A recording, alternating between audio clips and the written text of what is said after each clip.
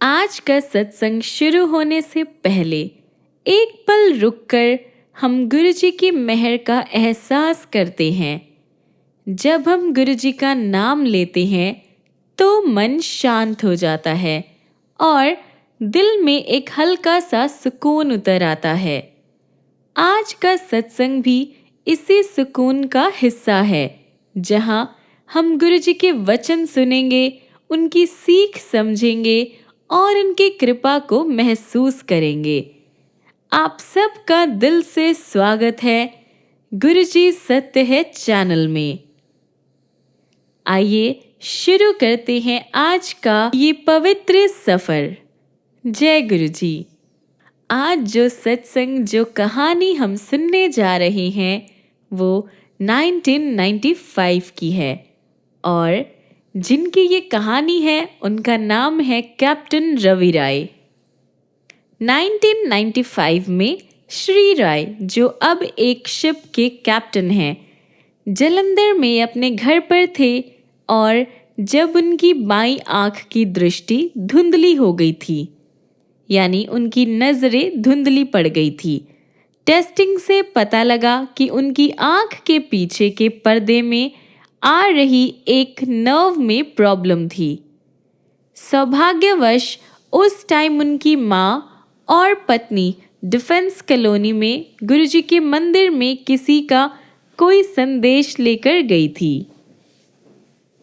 उसके बाद उनकी माँ चाहती थी कि उनका बेटा गुरुजी के दर्शन के लिए जाए। राय ने पहले मना कर दिया, पर वह अपनी माँ को वहां तक छोड़ने के लिए मान गए। वहां पहुंचने पर वह उत्सुकतावश अंदर भी आ गए। मातृभाव से प्रेरित राय की माँ चाहती थी कि उनका बेटा फिर से ठीक हो जाए। उन्होंने गुरुजी को अपने बेटे की प्रॉब्लम के बारे में बताया तो गुरुजी ने उनको एक और कमरे में जाकर वेट करने को कहा। राय उस कमरे में अधीर हो चले थे और उनके मन में विचार आया कि वह वहां पर क्या कर रहे हैं। ठीक उसी टाइम गुरुजी ने कमरे में प्रवेश किया और पूछा कि वह उनके लिए क्या कर सकते हैं। उन्होंने राय को कुछ पान के पत्ते लाने को कहा। उन्हें अभिमंत्रित कर वह उन्होंने राय को इस निर्देश के साथ दिए कि वह उसे अपनी आंखों के ऊपर रखकर 1 घंटे के लिए हल्की पट्टी बांध ले। उसके बाद उन पत्तों को बहते जल में प्रवाह कर दे। राय ने वैसा ही किया और 1 घंटे के बाद उनकी आंख की दृष्टि ठीक हो गई थी।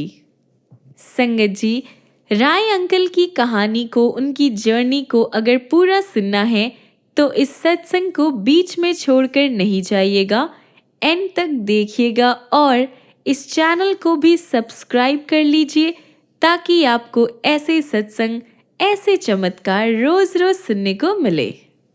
राय ने गुरुजी के दर्शन के लिए जाना शुरू कर दिया। तीसरी या चौथी बार जब वो गए, उन्हें एक ड्रीम दिखाई दिया। ड्रीम में उन्हें उठाया गया और उन्होंने देखा कि उनके कमरे की दीवार पर नीली आभा है। उसमें उन्हें शिव दिखाई दिए और उनके पीछे पीले कपड़े धारण किए गुरुजी, पर गुरुजी के सिर के स्थान पर शिवलिंग था। उन्होंने अपनी पत्नी अनु को जगाया, पर तब तक वह आभा अदृश्य हो गया। उस समय तक राय शिव को मात्र कल्पना मानते थे। गुरुजी ने राय परिवार पर अपनी कृपा करनी शुरू कर दी थी। अनु की पीठ के निचले हिस्से में मेरुदंड का एक चक्र यानी स्लिप डिस्क हुआ। वह सदा चौड़ी पेटी बांधे रहती थी। डॉक्टर्स के अकॉर्डिंग उसका सिर्फ एकमात्र इलाज था और वो था सर्जरी। लेकिन उसमें सबसे बड़ी विपदा थी कि अनजाने में किसी अन्य नस को चोट पहुंचने से लकवा हो सकता था। गुरुजी को इस प्रॉब्लम का पता लगने पर उन्होंने चम्मच अनु की पीठ पर लगाकर निरीक्षण किया। उसकी वेदना वहीं पर खत्म हो गई और फिर से कभी नहीं हुई। उसके थोड़े दिन बाद जब वो कपल हेमकुंड साहिब गए, जहां पर 22 किलोमीटर का पैदल का रास्ता है, अनु सबसे आगे चल रही थी। राय को अपने जहाज पर जाने में 1 आध महीने का टाइम और बचा था। उन्होंने अपनी मौसी, जिनके हार्ट का वॉल्व बदला जा चुका था, उनको जलंधर बुलाने का डिसाइड किया, जिससे गुरुजी के आशीष का फल प्राप्त कर सके। इस ड्यूरेशन में गुरुजी उससे हमेशा पूछा करते थे कि वो जहाज पर कब जा रहे हैं, तो उनका उत्तर 1 महीना ही रहता था। वो राय को एक शब्द भी सुनने को कहते थे, जिसके शब्द कुछ इस प्रकार थे: नया भक्त पहली सीढ़ी पर ही है। पर उसने सबको आस्था के मार्ग पर बुलाना शुरू कर दिया है। तथापि इन संकेतों को अनदेखा कर राय अपनी योजना के अनुसार पुणे गए और मौसी को लेकर वापस आए। जब वह गुरुजी के दर्शन के लिए गए तो दर्शन आसान नहीं हुए। भक्त बताते थे कि गुरुजी पाठ कर रहे हैं या मुख्य द्वार बंद होता था। क्लियरली कुछ विशेष बात अवश्य थी। फिर एक दिन दर्शन हो ही गए। गुरुजी ने मौसी को आशीष दिया और पुणे वापस जाने को कहा। गुरुजी के इस कथन की अवहेलना हुई। पुनः गुरुजी के दर्शन पर जाने पर उन्होंने फिर उनको वापस घर जाने को कहा। राय के पूछने पर कि क्या वो रह सकती है, गुरुजी चुप रहे। क्लियर था कि वह उन्हें वापस पुणे भेजना चाह रहे थे। जल्द ही राय अपने जहाज पर जाने के लिए जलंधर से चलने वाले थे कि उनकी मौसी के हृदय में प्रॉब्लम हो गई। उन्हें वहीं के आर्मी हॉस्पिटल में एडमिट करवाना पड़ा। जब तक राय अपने जहाज पर पहुंचे, उनकी मौसी की कंडीशन बहुत बिगड़ चुकी थी। तथापि गुरुजी के कारण उनके अंतिम दिन बहुत प्रसन्नता पूर्वक बीते। उनके परिवार के सदस्य भी उनसे मिल सके। मौसी ने अपने परिवार के सदस्यों को बताया कि गुरुजी के कारण वह उन्हें देख पाए और उनसे बात कर पा रहे थे। उनकी मृत्यु भी बहुत शांतिपूर्वक हुई। पर राय को संदेश मिल गया था, यदि वह उन्हें वापस पुणे ले जाते तो उनका अंत पॉसिबली इस तरह से नहीं होता। राय एक बार अपनी कंपनी बदलना चाह रहे थे, क्योंकि अपने काम में दक्ष होते हुए भी पिछले 4 साल से जहाज के कैप्टन के पद पर उनकी प्रमोशन रुकी हुई थी। वह चंडीगढ़ में अपनी पत्नी का जन्मदिन मना रहे थे जब उनको बॉम्बे में एक अन्य कंपनी से फोन आया। उन्होंने उन्हें कैप्टन के पद पर लेने की बात कही। राय गुरुजी की आज्ञा लेने दिल्ली आए तो गुरुजी ने केवल घूम आ कहकर कह दिया। बॉम्बे पहुंचकर राय ने नियम अनुसार अपने हेल्थ का चेकअप करवाया और फिर उस कंपनी के अधिकारियों से मिले। बात करते हुए उन्होंने उनके व्यवहार में परिवर्तन देखा। वह उनको कैप्टन बनाने से पहले 2 महीने तक जहाज पर काम करने को कह रहे थे। राय ने मना कर दिया। वापस आकर उन्हें पता लगा कि उनकी पुरानी कंपनी उन्हें वापस बुला रही थी। गुरुजी ने उनके साथ काम करने का परामर्श दिया। फलस्वरूप राय स्कॉटलैंड गए, जहां पर उनका जहाज बंदरगाह पर आने वाला था। जहाज 2-3 दिन देरी से आया और वो वहीं पर रहे। जिस दिन जहाज आने वाला था, राय को एक ड्रीम आया। उन्होंने गुरुजी को उन्हें एक डेट बताते हुए देखा, 14 जुलाई। उनकी नींद टूट गई और बहुत सोचने पर भी उन्हें इस डेट का मीनिंग समझ नहीं आया। जब जहाज आया तो उन्हें जहाज के प्रमुख को निर्वित नहीं करना था, परंतु जहाज प्रमुख को निर्देश था कि वह राय को कैरेबियन तक अपने साथ काम करवाते हुए ले जाए और वहां पहुंचकर राय को जहाज का उत्तरदायित्व सौंप दे। राय को इस बारे में कुछ नहीं पता था। गंतव्य पर पहुंचकर यानी डेस्टिनेशन पर पहुंचकर राय ने अपना कैप्टन का कार्यभार संभाला और वो डेट थी 14 जुलाई। उनका ड्रीम साकार हुआ था क्योंकि उन्होंने गुरुजी के कथन का पालन किया था। अगले 9 महीने तक जब तक वह शिप पर रहे उन पर गुरुजी की कृपा बनी रही। कृपा इतनी ज्यादा थी कि वह जो भी चाहते थे हो जाता था। वह इस विचार से डरे हुए थे कि वह कोई अनैतिक इच्छा न कर बैठे। गुरुजी क्या नहीं कर सकते। 1997 में राय अपना पासपोर्ट बनवाने बॉम्बे गए। ये बहुत ही ज़्यादा ज़रूरी था। जब वह अपना नया पासपोर्ट बनवा रहे थे तो उन्हें पता लगा कि वह अपना पुराना पासपोर्ट जिसमें अमेरिकी वीज़ा था वो खो चुके थे। वह बहुत परेशान थे जब उन्हें पासपोर्ट चुराने वाले गिरोह का एक सदस्य मिला। उसने उनके पासपोर्ट के विवरण लिए और ढूंढ कर लौटा दिया।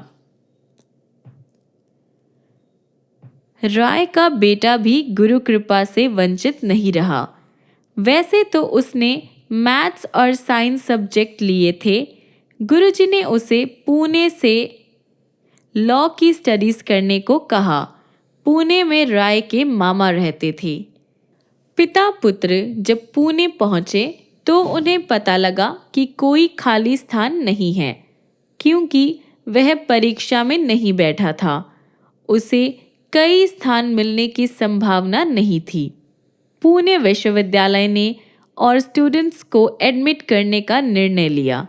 वह परीक्षा में बैठा और उसे एंट्री मिल गई। गुरुजी ने उसके प्रवेश मिलने पर कहा कि केवल उसको प्रवेश दिलवाने के लिए उन्हें 60 और स्टूडेंट्स को एडमिशन दिलवाना पड़ा। फिर गुरुजी को उसे हर साल उत्तीर्ण भी करना पड़ा। उस पर दिव्य कृपा बनी हुई थी। जब गुरुजी ने कहा कि उसके मित्र तो फेल होते रहे हैं जबकि वो हर साल पास हो रहा था। राय के मामा जी भी गुरुजी की ब्लेसिंग से बहुत ज़्यादा ब्लेस हुए। एक बार गुरुजी ने राय को अपने मामा जी को देने के लिए अपना एक चित्र दिया। ये अचंभे की बात थी क्योंकि राय ने कभी गुरुजी से अपने मामा जी के बारे में बात नहीं की थी। जब पुणे में राय ने चित्र अपने मामा जी को दिया तो उनके मामा बोल उठे कि गुरुजी को कैसे पता है। राय को कौतूहल हुआ और वह सही बात जानना चाहते थे। ये दुख की बात थी कि राय के मामा जी के शादी को 30 साल होने वाले थे, लेकिन उनके यहाँ कोई संतान नहीं थी। वह सरोगेट मदर से संतान करवाना चाह रहे थे, पर वो प्रयास भी असफल रहा। गुरुजी का चित्र आने के बाद उनके मामा जी के यहाँ एक बेटा हुआ। उस समय तक वह गुरुजी से मिले भी नहीं थे। पुत्र होने के बाद वह पुणे से गुरुजी के दर्शन करने आने लगे। राय और उनके परिवार के मेंबर्स गुरुजी के संगत थे। उनके पिता दर्शन के लिए नहीं आना चाहते थे। उनके मतानुसार मनुष्य को अच्छा रहकर केवल ईश्वर से संबंध बनाकर रखना चाहिए। कोई उनके न आने की बात से असहमत भी नहीं थे। एक दिन राय परिवार गुरुजी के दर्शन के लिए अपने पिता को ये बोलकर ले आए कि वह शहर जा रहे हैं।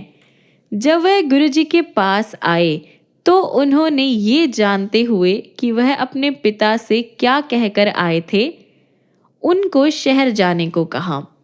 राय परिवार घर लौटा और प्रेरित होकर अपने पिता को गुरुजी के बारे में बताया।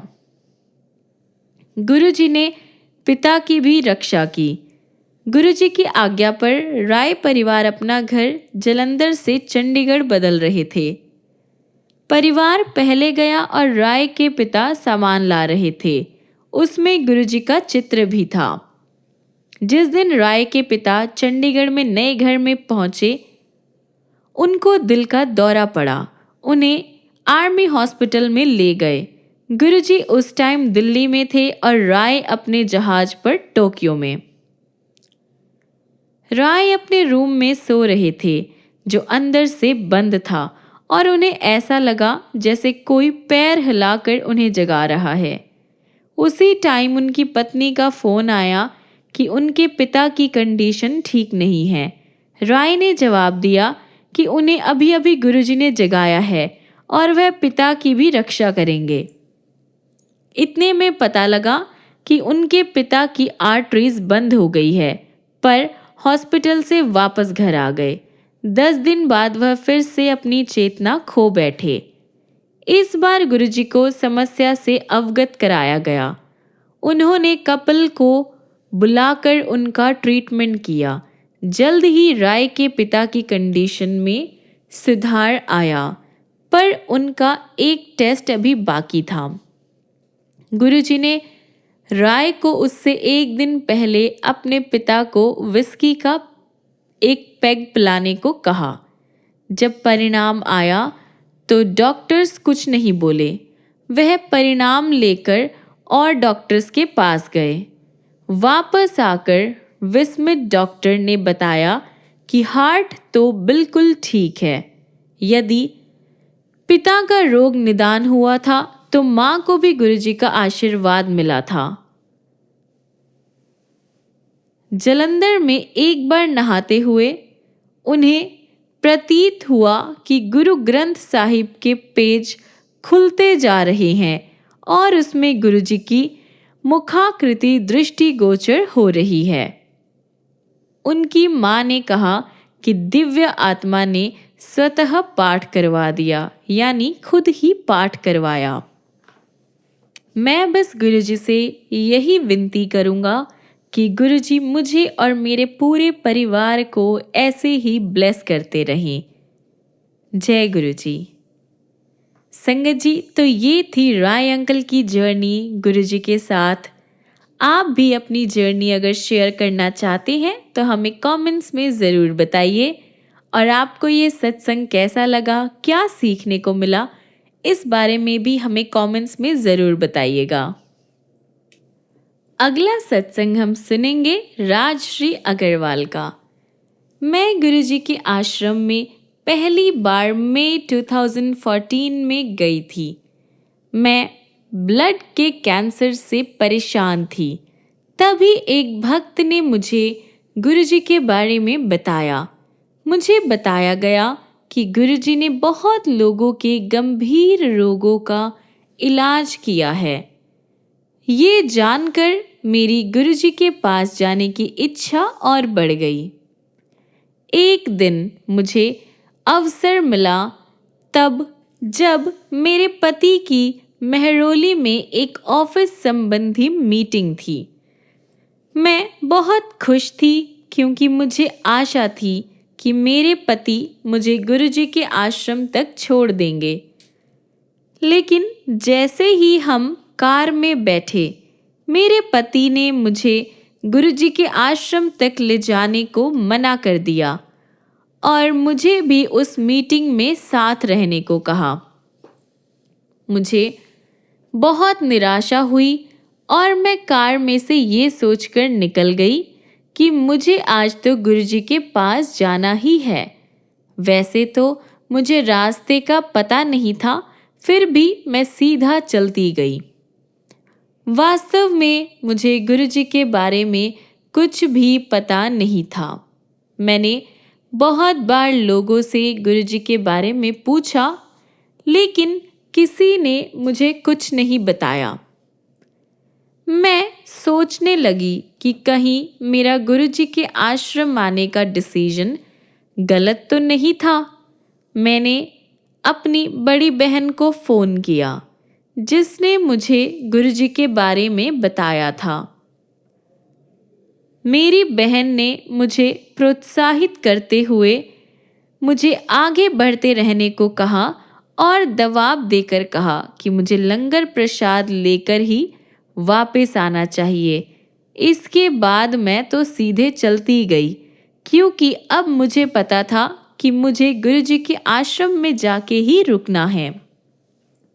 अचानक एक बड़ी सी कार मेरे सामने आकर रुक गई, जिसमें 3 सवारी बैठी हुई थी। उन्होंने मेरे से पूछा, क्या मैं गुरुजी के आश्रम जा रही थी? वो जा रहे थे और मैं भी उनके साथ कार में बैठ गई। हम सब जल्द ही गुरुजी के आश्रम पहुंच गए। मैंने गुरुजी का बहुत धन्यवाद किया और जल प्रसाद, चाय प्रसाद और लंगर प्रसाद ग्रहण किया। मेरे मन में चिंता होने लगी कि मैं घर वापस कैसे जाऊंगी।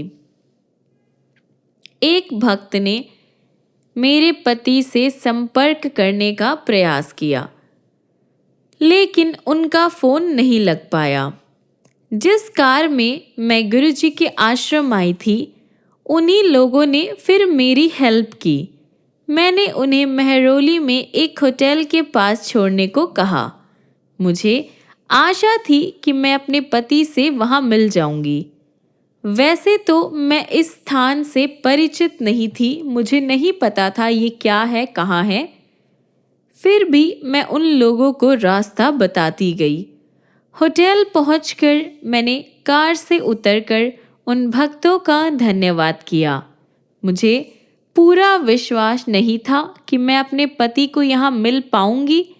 फिर भी मैं मीटिंग स्थान की ओर जाने लगी और देखा कि मेरे पति मेरी तरफ ही आ रहे थे।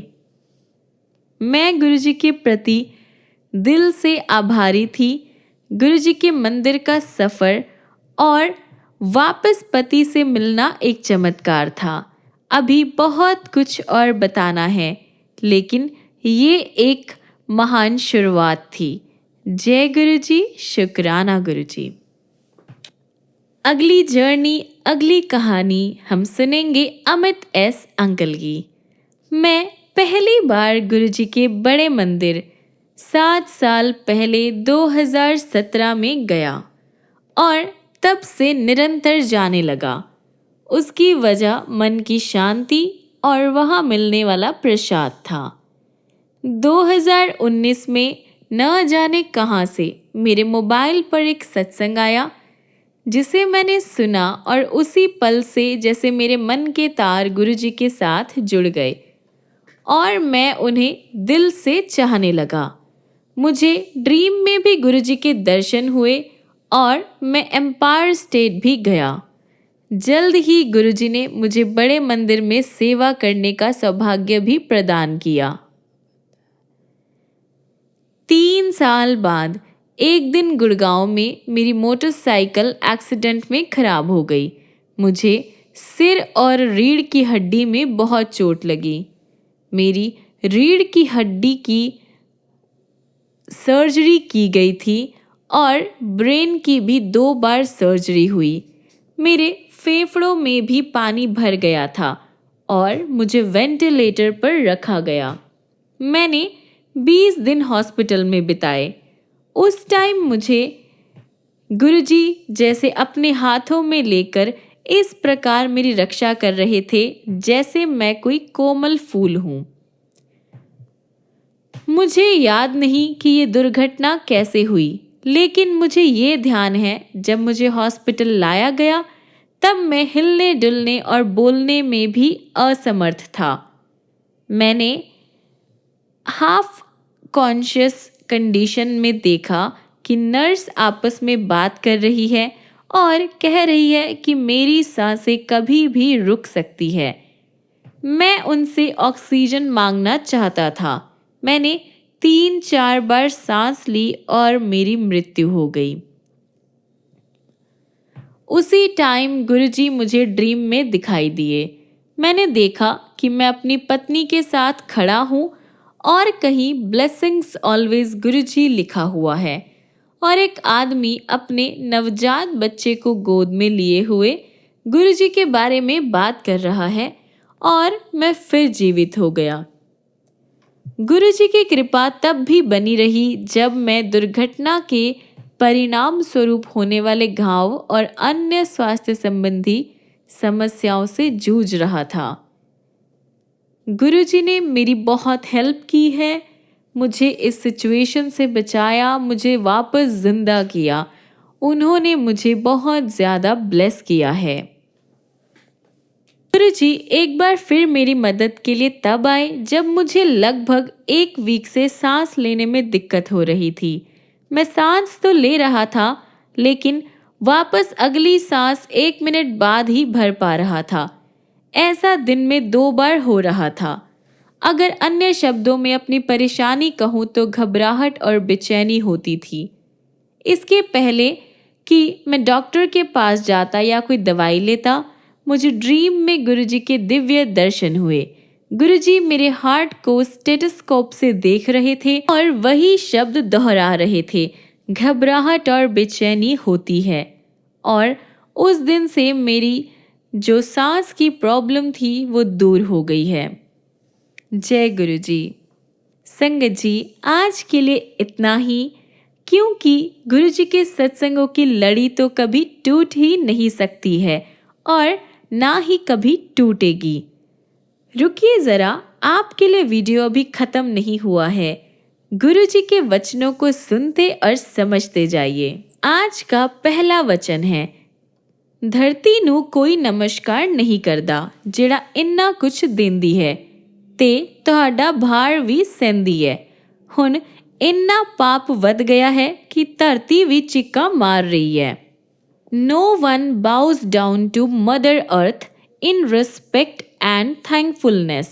It gives you all so much and is tolerating your weight for so long. Now even the earth is crying. गुरुजी ने बोला, धरती को कोई नमस्कार नहीं करता जो आपको इतना कुछ देती है और आपका भार भी सह रही है। अब तो पाप इतना बढ़ गया है कि धरती भी चीखें मार रही है। आज का दूसरा अनमोल वचन है, सूरज भी हुन बुढ़ा हो रहा है। The son is now growing old. यानी गुरुजी ने कहा, सूरज भी अब तो बुढ़ा हो रहा है। संगत जी, मुझे तो इन वचनों को सुनकर बहुत कुछ सीखने को मिलता है। क्या आप भी ऐसा कुछ सीख रहे हैं और अपने आप को कनेक्टेड फील कर रहे हैं? तो हमें कमेंट्स में ज़रूर बताइए। मिलते हैं अगली वीडियो में अगली ऐसे कहानियाँ लेकर। तब तक के लिए गुरुजी अपनी दया दृष्टि आप सभी संगत पर बनाए रखें और आप सबको ऐसे ही ब्लेस करते रहें। जय गुरुजी।